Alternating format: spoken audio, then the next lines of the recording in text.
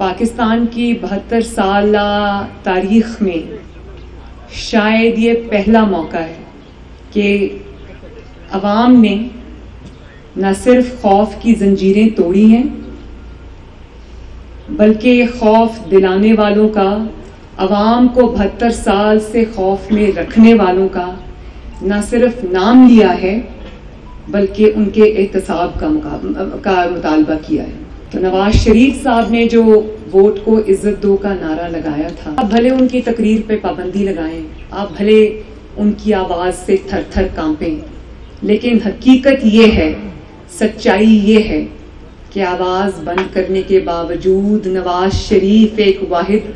पाकिस्तान की शख्सियत है जिसकी आवाज़ पूरे पाकिस्तान में गूंज रही है। मुस्लिम लीग नून और अब PDM में जो 11 जमातें हैं, सब ने खौफ की जंजीरें तोड़ी,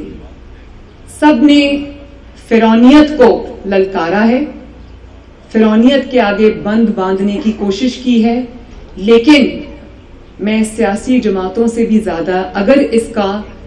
किसी को क्रेडिट दूंगी तो वो है पाकिस्तान के अवाम।